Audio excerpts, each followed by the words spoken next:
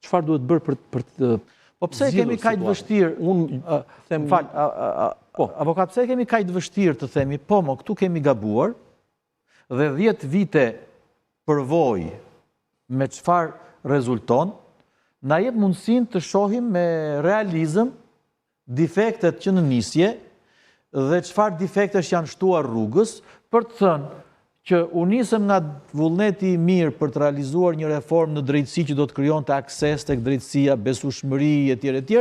Dhe rezulton që kemi dështuar. Çfarë pengon për ta pranuar mungesa e transparencës dhe ne fokusohemi gjithmonë tek ta ekspertët e jashtë, që na jashtë, po harrojmë që kemi pas dhe shumë ekspertë këtu që kanë bërë reformën, mos i harrojmë ata.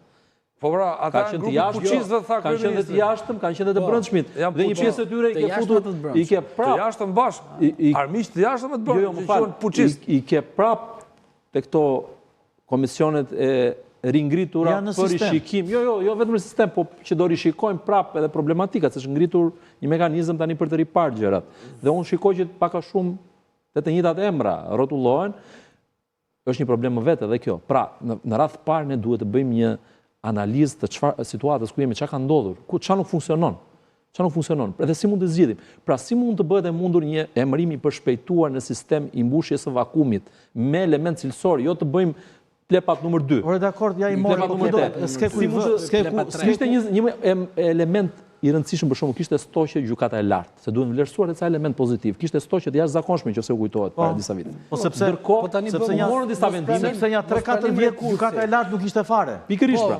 Por ndërkohë, ta mbaroj një minutë. Por ndërkohë u morën masa, u morën disa vendime dhe gjykata e lartë ka filluar të funksionojë normalisht. Pse mos të ndodh kjo edhe me po s'ndodh sepse gjykata e lartë i bën në dhomë këshillimi. Jo, më fal.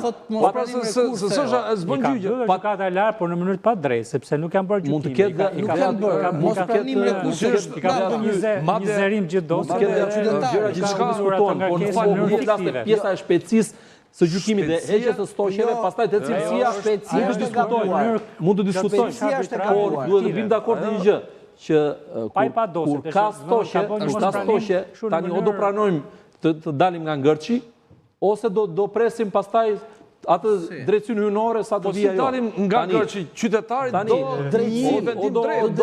Ai nuk do i vul, të dalim nga ngërçi të zgjidhim situatën për të ardhmen, o hajde të rim presim të shtohen dosje, të shtohen edhe ne të presim drejtësinë hyjnore të na vinë. Po çfarë do bëjmë tokë? Tani unë them këtë. Në këtë situatë jemi, nuk mund të provojmë detale. Pragmatist. Provojmë shumë mirë. Ne rësimi drejtësi kjo. Jo, ashtu është deri tash, po ne po kemi ta bëjmë ndryshe. Ne duhet një vendim ta marrim rekurse. Duhet t'i fusim një të zëruar, mos i shohim fare, t'i fusim një mospranim pa fare. Po mospranim nuk ç'i bën gjykata e lartë. Ç'a bën gjykata e lartë? I kthen në gjykatën më poshtë. Jo, mos ka marrë konsiderat fare ty rekursin tënd. Kur janë të pa formuluar mirë shumë mirë.